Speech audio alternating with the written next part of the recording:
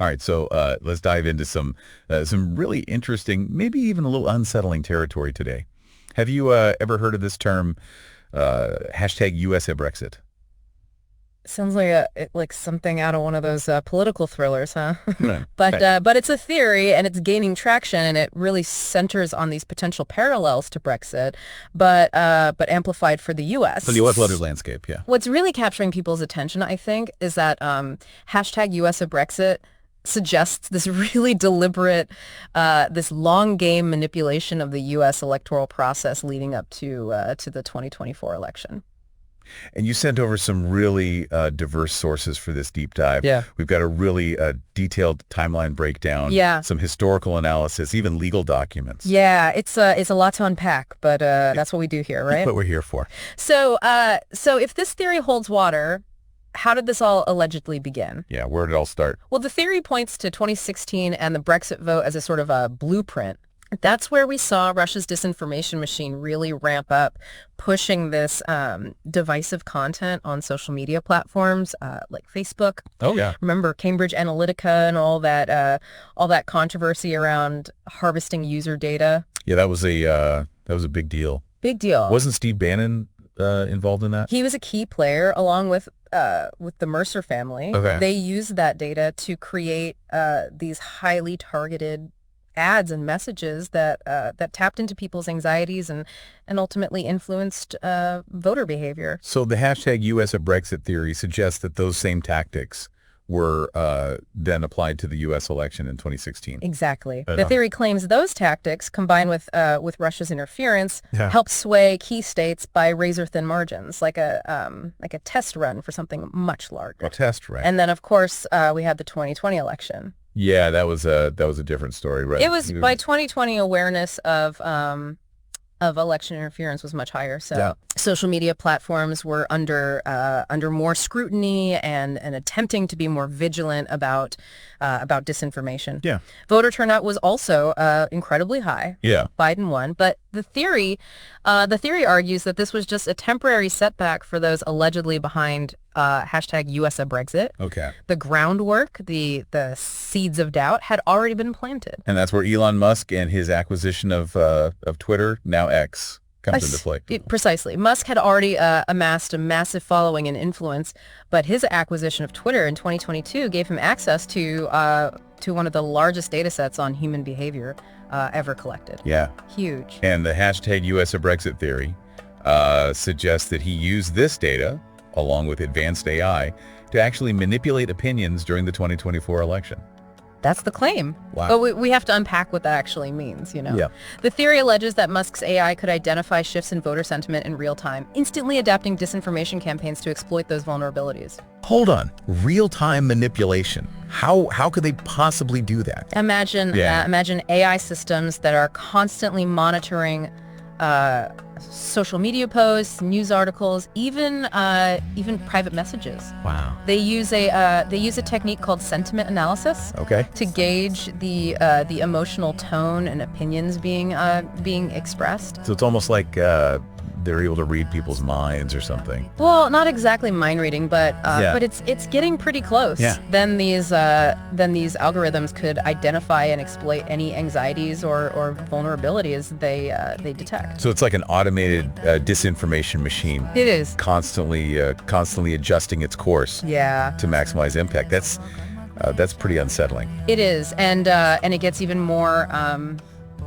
complex when you factor in things like natural language processing and machine learning. These technologies allow AI to understand and generate human language, making it even harder to distinguish real content from manipulated narratives. Okay, so that's how they could theoretically manipulate people's opinions online, but how did they get those messages out to the masses? Wasn't Steve Bannon supposed to be involved somehow? He was, and this is where traditional media comes back into play. Yeah. The theory suggests that Bannon, drawing on his experience with Cambridge Analytica, focused on swing states, using carefully crafted disinformation campaigns to sow discord and potentially suppress voter turnout. But how do you spread that disinformation in a way that reaches enough people? Like, how do they actually get it out there? The theory points to the right-wing media ecosystem as a key amplifier. Right. Outlets like Fox News and Newsmax, along with influential figures like Joe Rogan and Tim Pool. A huge reach. They have massive reach, yeah. Whether intentionally or not, they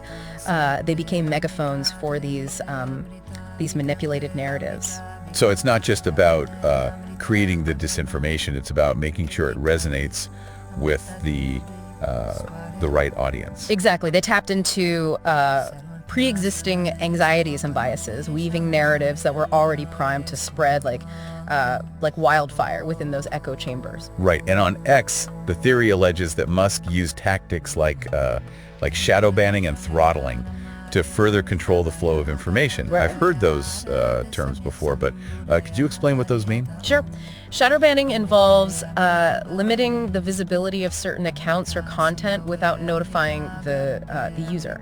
Okay. So your post might be visible to your followers, but they wouldn't show up in searches or recommendations. Oh wow. Essentially, you're being silenced without even knowing it. That sounds scary. It is. What about throttling?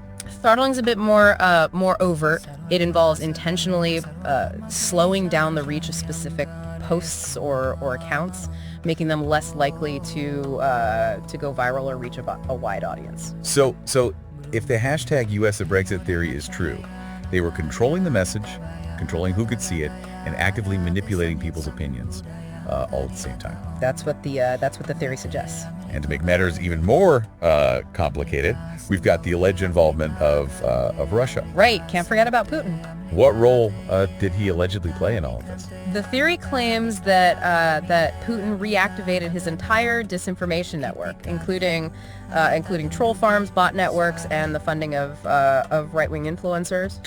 So they were actively involved in spreading these narratives online. They were amplifying the narratives being spread on X and other platforms, Okay. further muddying the waters and sowing discord. So we've got this really complex web of alleged manipulation involving AI, social media, traditional media, and even foreign interference. But there's one piece of the puzzle I'm still not quite getting. Polymarket, what's their connection to all of this? That's where things get really interesting, Okay. and it's what we'll explore next. Okay. Polymarket is a decentralized prediction platform where people can bet on the outcome of events using cryptocurrency. Okay. But the theory alleges that it was more than just a bystander in this alleged election manipulation scheme. All right, I'm definitely ready to unpack that. Let's delve into the Polymarket connection in the next part of this deep dive. Welcome back. We just dug into those intricate details of the hashtag US of Brexit theory, tracing its alleged origins all the way back to Brexit, Right. and exploring the supposed roles of Putin, Musk, and Bannon.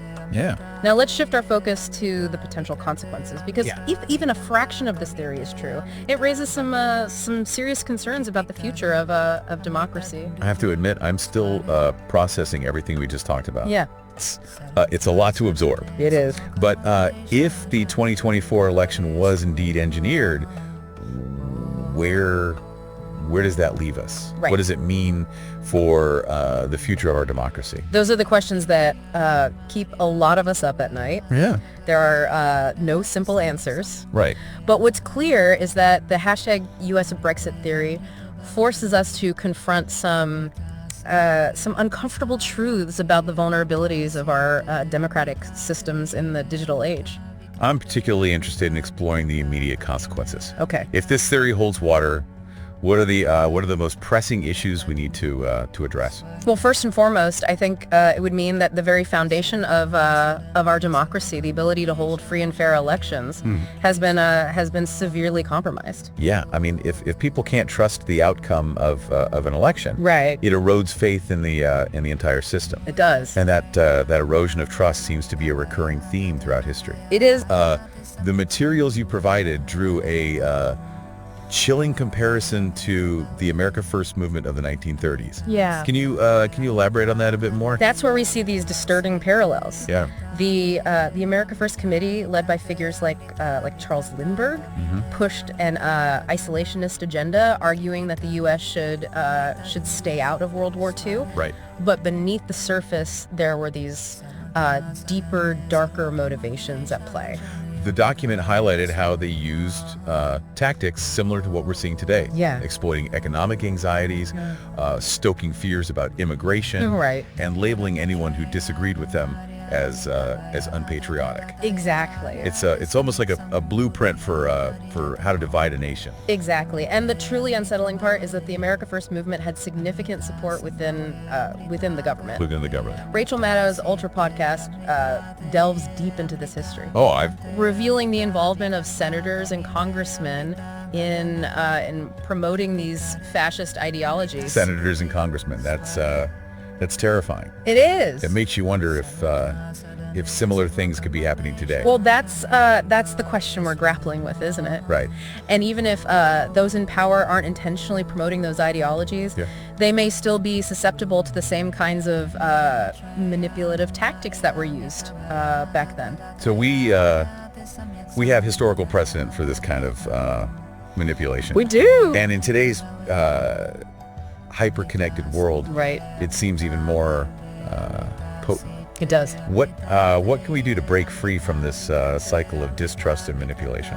That's the million-dollar question. Yeah. I think it starts with education and awareness, which is what we're aiming to do with this deep dive. Right. We need to understand the tactics being used, the players involved, and the potential consequences. Knowledge is power. Knowledge is power, as they say. Right, but information alone isn't enough. Oh. We need to develop the skills to critically evaluate that information. Absolutely. How do we become more discerning consumers of information, especially in the digital age? It's about becoming what I like to call a digital detective. We can't just blindly accept everything we see online. We need to question sources, cross-reference information, Right. and be wary of content designed to trigger emotional responses. So it's about cultivating a healthy skepticism. Yeah. But always looking for clues and never taking anything at face value. Stack. What else can we do to protect ourselves? Holding platforms accountable. Okay. Social media companies have a responsibility to mitigate the spread of disinformation and protect users from manipulation. Sure. We need to demand transparency regarding their algorithms, data collection practices, and their efforts to combat these threats. And that means being vocal.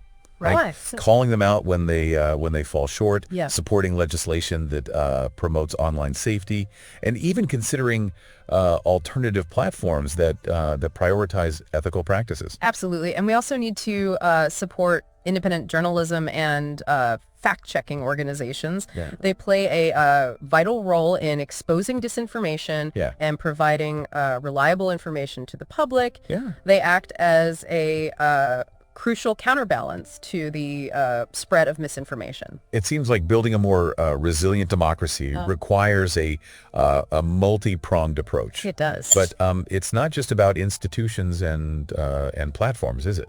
It's not? What can we do on an individual level to bridge the divides and rebuild trust? You're hitting on a crucial point. We can't just rely on institutions and platforms to solve this problem. We need to talk to each other, engage in respectful dialogue with people who might be falling prey to these manipulative narratives. Yeah, it's about recognizing that this isn't a left versus right issue. Right. It's about truth versus fiction. It is. And we all have a role to play in protecting the very foundation of our society. Exactly. It's about recognizing our shared humanity and working together to find solutions. Okay, we've talked about the immediate consequences and some potential solutions, but what about the long-term implications? If this hashtag US of Brexit theory is a symptom of a larger trend, What does the future hold for democracy? That's where things get really unsettling. If this kind of manipulation becomes the norm, it could lead to a fundamental shift in the way we govern ourselves. Right. Elections could become mere formalities, with the real power concentrated in the hands of those who control the flow of information. A chilling. It's like a dystopian future where technology is used to control and manipulate the masses. And it's not as far-fetched as it might seem. Right. We're already seeing how technology can be used for surveillance, censorship, and social control. Yeah. If we don't act now, we could be sleepwalking into a future where democracy is nothing more than a facade. So the stakes are incredibly high. They are. It's not just about one election or one country. Yes. It's about the survival of democracy itself. You hit the nail on the head. Yeah. We need to remain vigilant, informed, and engaged if we want to protect our freedoms and ensure a future where democracy thrives. But with all this talk of manipulation and potential threats, it's easy to feel overwhelmed and powerless. It is. What's the key takeaway for our listeners? Right. How do we avoid despair and stay hopeful?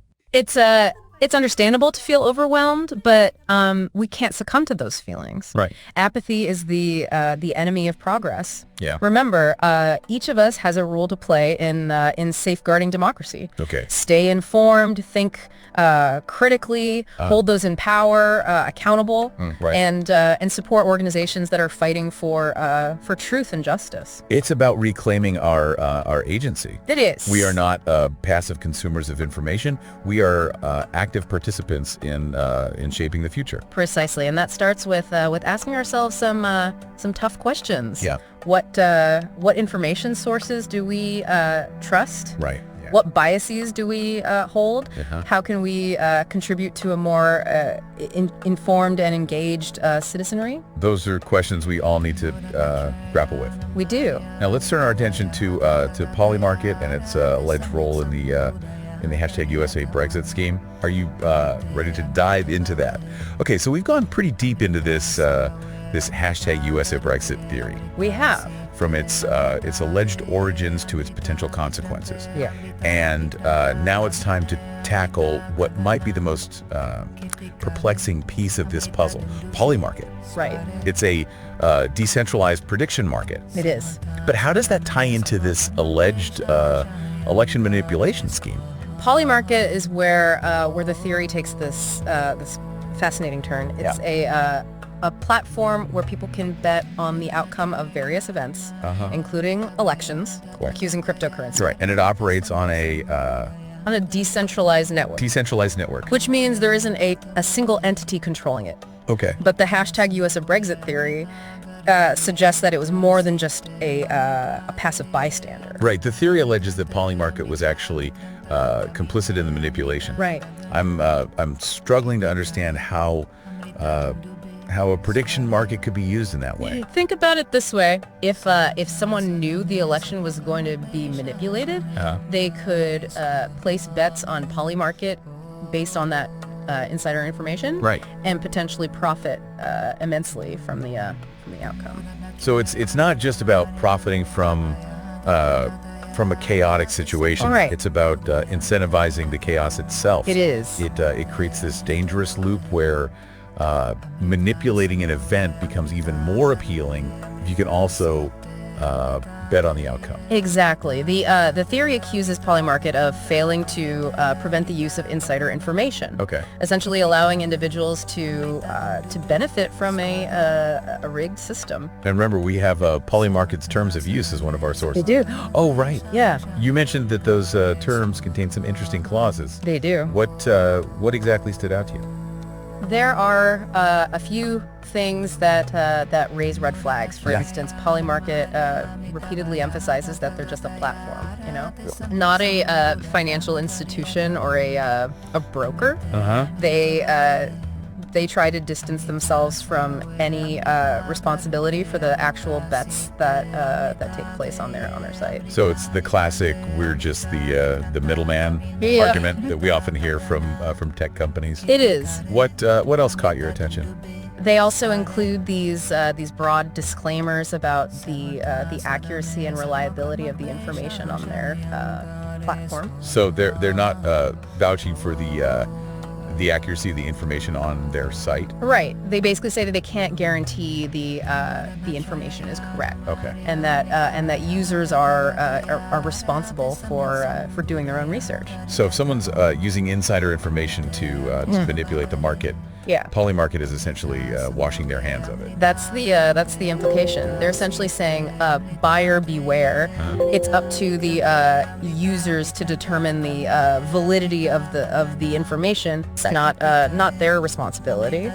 But given the gravity of the situation, shouldn't there be a responsibility to at least attempt to prevent this kind of manipulation? Right, we're talking about potentially influencing election outcomes. Right, this isn't just predicting the winner of a football game or something. Exactly, that's the core question at the heart of this debate. Yeah. Do platforms like Polymarket have an ethical or even legal obligation to monitor their platforms and prevent them from being used for harmful purposes? Right, it's a complex issue with no easy answers. It is. It seems like a difficult balance to strike. It is. On the one hand, we value freedom of speech and we don't want platforms to become censors. Right. But on the other hand, we need to protect against real-world harm that can result from these platforms being misused. It's a debate that's only going to intensify as technology advances. And platforms become even more powerful. Right. But I think the hashtag US of Brexit theory, whether it's ultimately proven true or not, serves as a crucial wake-up call. We can't afford to ignore these issues any longer. I completely agree. It compels us to confront the evolving role of technology in our society. It does. And the potential consequences if it falls into the wrong hands. Absolutely. It highlights the importance of critical thinking, media literacy, and holding those in power accountable. Right. We can't simply be passive consumers of information. Right. We need to be active participants in safeguarding our democracy. Well said. Okay. It's been quite a deep dive into a truly complex and disturbing theory. It has. So as we wrap up this episode, what's the most important message for our listeners? I'd say it's a call to action. Stay informed, stay engaged, and never underestimate your own power to make a difference. Our listeners have the power to make a difference. The future of our democracy depends on it.